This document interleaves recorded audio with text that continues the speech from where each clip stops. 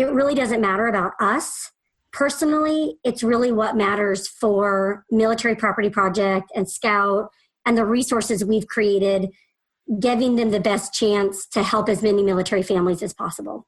Welcome to Drop and Give Me 20, where you learn keys to entrepreneurial success as Lindsey interviews business owners with military backgrounds on what works and what doesn't. Listen as they focus on the stories, both challenges and wins, that military entrepreneurs have faced in growing their businesses. Welcome to another episode of Drop and Give Me 20. I'm your host, Lindsey. Today's guests share a unique perspective to entrepreneurship. Lauren Rothlisberger and Amy Shick shared with me some of the insights about opening, operating, and selling a business. Amy and Lauren, thank you for participating in this awesome podcast, and I appreciate your time. Good afternoon or good morning, depending on where you guys are. Thank you. Thank you for having us. It's good night for me. It's almost 10 o'clock in Germany. So thanks so much for bringing us both on. Thank you, Lindsey. We're happy to be here. Sure. Well, I think we should first start with, where are you guys today in your entrepreneur journey? In our entrepreneur journey, well, that's not a short answer, I guess, but I'll try to make it short and Amy just jump in. We are, 9 months into just selling our original business, our original venture that Amy and I started a few years ago. And so we'll get into more details, but we're about 9 months into selling to a company and, just kind of coming to the other side of looking at what that really looks like and how beneficial it's been and kind of the ups and downs of that. But yeah, so that's kind of where we are today. I'm working for Millie, which is not where we started. We started with Military Property Project, but that's kind of where we are today. So what are you doing for Millie? So I'm the director of marketing now, and Amy? I am the director of community, and I lead the Scout Network. Nice. I was actually familiar with the Scout Network because that's where families can go on and find someone to help vet or get what they need in a next duty station, right? Yes. Yes, and a little bit more than that. Scouts can actually assist you with different tasks when you can't be two places at once. So it's really nice to have someone there that you can call, and instead of asking a favor of a friend, you can, contact a scout and say, hey, I need some pictures of a house that I think I want to rent, but I'm not quite sure about. And that scout can do that task for you. And does Millie have a presence on all of the bases? Very close. Okay. Very close. Yeah, we're pretty, what's the numbers now, Amy? As far as scouts, I think we're about 70 and adding more each week. And with Agent Heroes, I think we're at about 300 plus. Yes. So we covered that completely. The network of Agent Heroes is huge. And then, of course, we're building out guides, which is, curated content for each individual duty station. And that is a big job. Lauren can tell you more about that. But every week, we're adding new installations. Where are we at now, Lauren? Oh, geez, 13, 14, 15, something like that. We're about to cover the DC area, which chalks up about 8 in one area. So, yeah, so we've covered a lot. Well, great. Well, I know, and our listeners don't yet, that there's a little bit to the background of, Lauren and Amy, how you both came to Millie.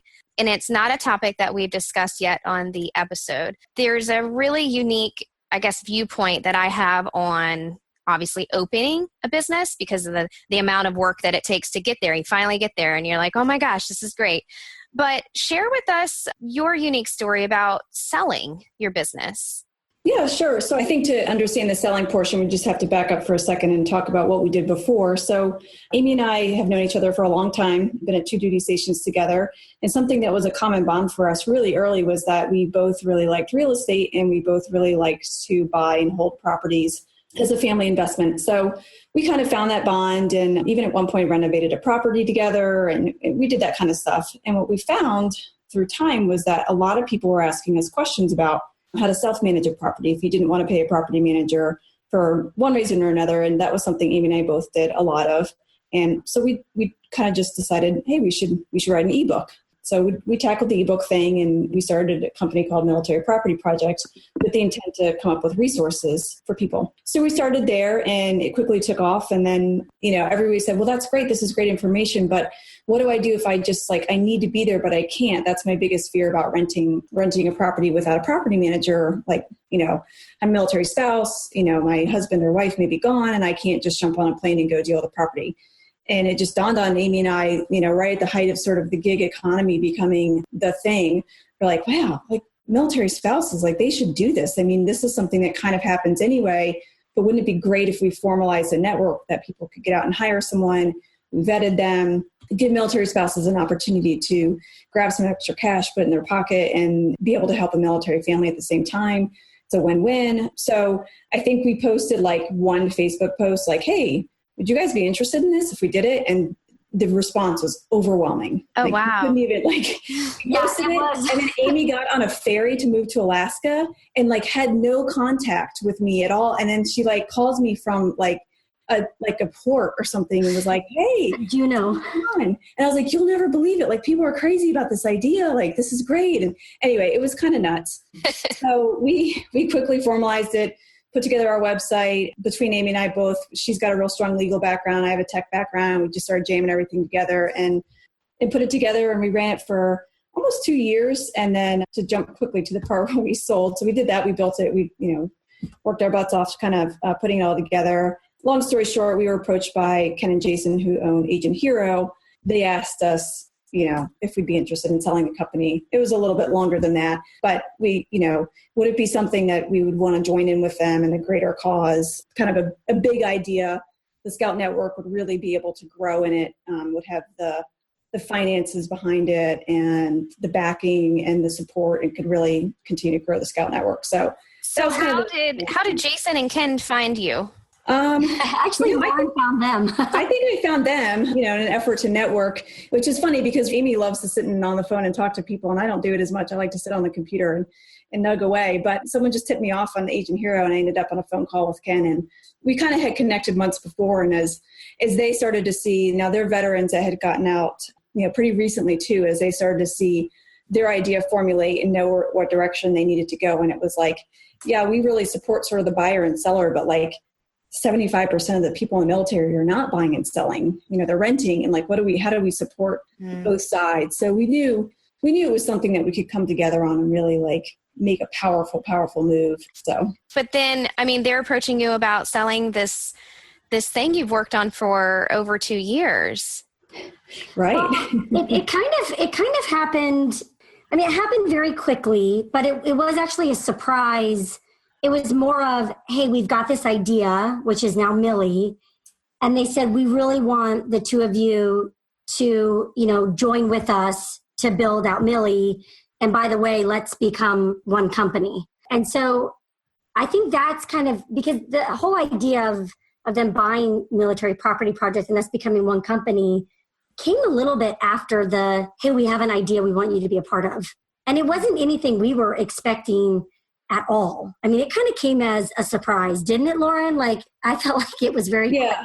Probably more so for us than for them. But yeah, I think that it's the thing that's hard about businesses that you grow, especially Amy and I kind of came in with sort of a new concept, a new idea. The whole gig economy thing's pretty new in general, and so in the military, trying to the market adoption, and we're trying to grow this business, and we're just bootstrapping it. And it's hard because it's a service industry, and there's not this is not a huge expensive service. And military families, we don't ever want them to pay a lot of money or anything. So we knew the idea was really solid, and we knew it was really helpful for people. And so when the opportunity came up to say, hey, we could really support this idea and actually lift it up and give it the foundation and allow it to put that gas in the tank to grow, it was the right answer for what we had put in.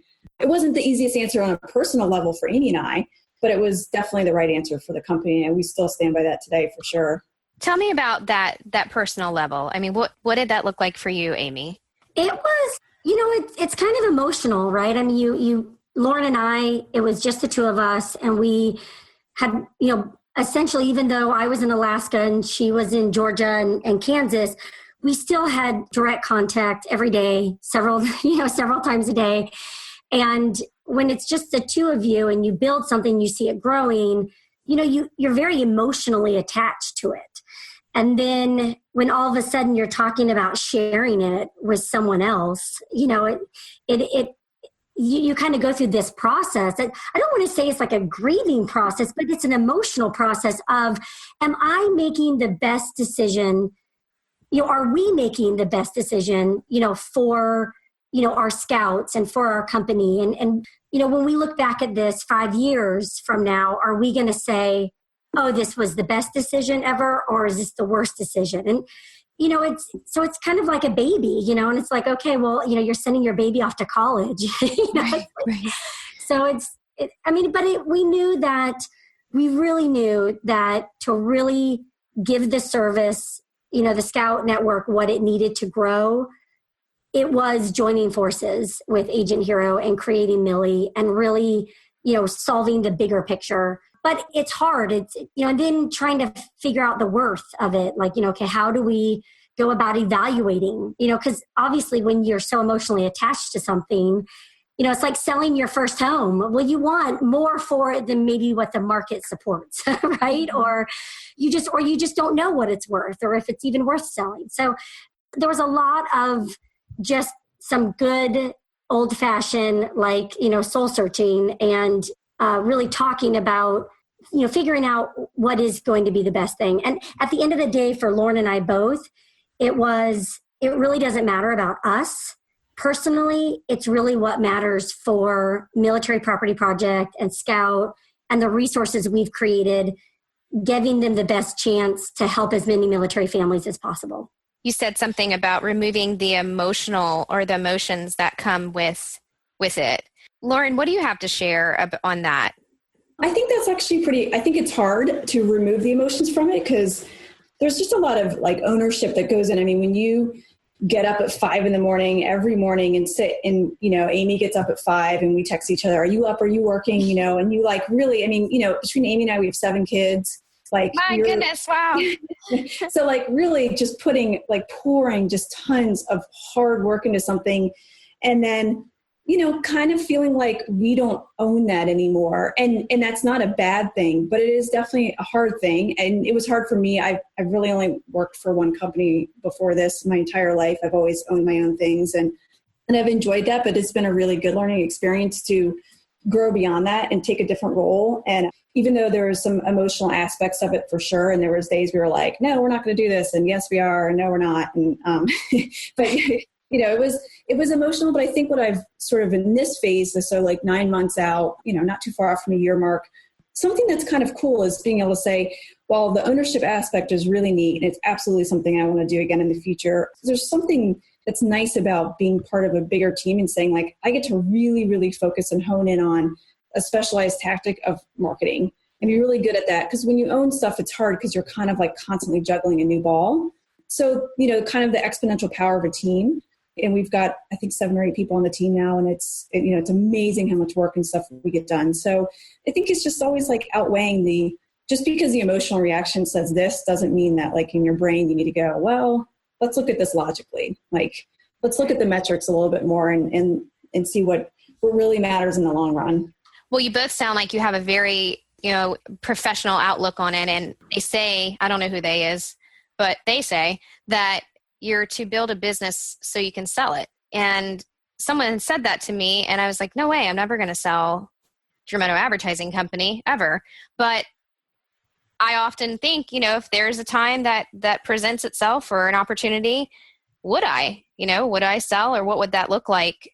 And just thinking about it, it can feel emotional for me just thinking about it. But I think you bring up a good point though, Lindsey, is that Amy and I never built that to sell. And a lot of people build a business to sell it. I mean, it's entirely their intention from the very beginning. They're there to sell. Clearly, a lot of startups, you're there to exit, all that kind of stuff. And I think that was part of the emotional problem for Amy and I, is we were but we never really built this to sell. Right. That sort of just sideswiped us oh, okay. And then, but it's funny when you're in the position, you start going, I don't know. And lay it all out on the table. Maybe this is the right answer. So yeah. And it sounds like you're taking pieces of it and still using it, making and growing it, and making you said solving the bigger picture.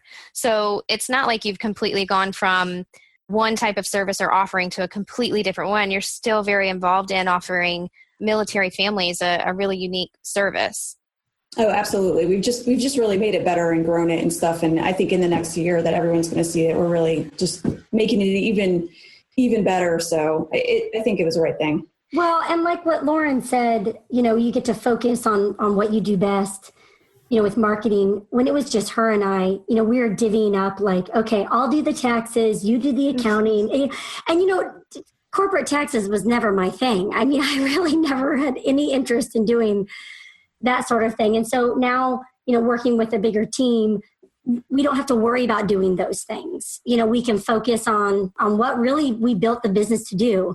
Lauren marketing and, building sites, and me building the Scout Network. So it really has been really a perfect solution, and it's been really great. It's amazing how much quicker things go and how much more work can get done when there are so many more people like sharing the tasks. Yeah, and to give Ken and Jason the credit, just to jump in and say that's something that I didn't see from the beginning, but having sort of this partnership of these veterans who have a completely different network among the military community and have the ability to go, Amy and I sort of have the grassroots, a lot of military spouse connections. Ken and Jason have a very, they can travel all the time. They can get out there. They, a lot of business development, a lot of partnerships. And there's just, sometimes you realize, man, like this is just something that two people could never really do. Like, this is a lot.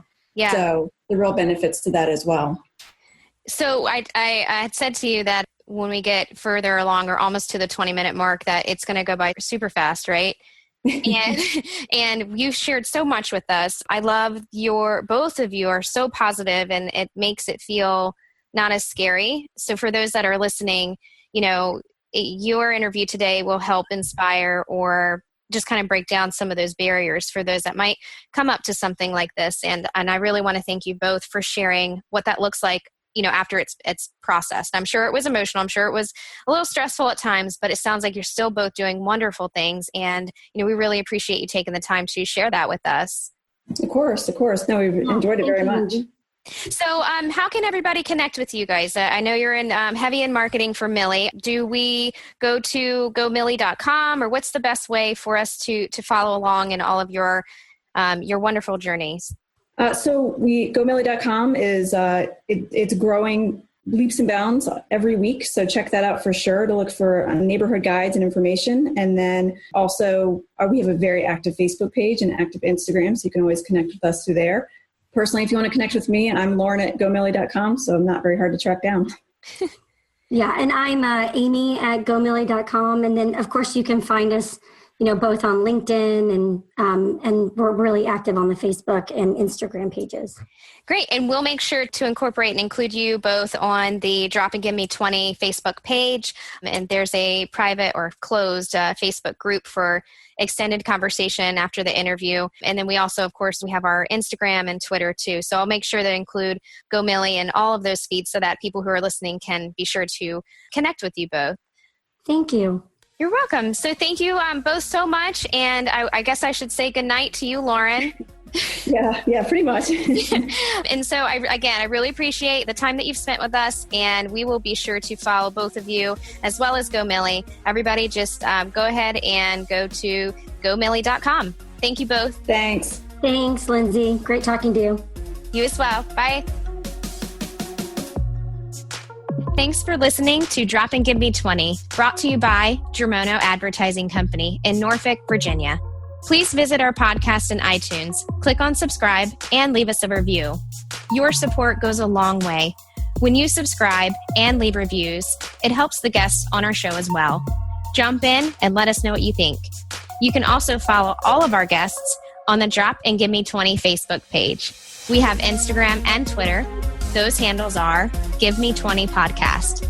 I'm your host, Lindsey Germono, and I appreciate you listening to the show.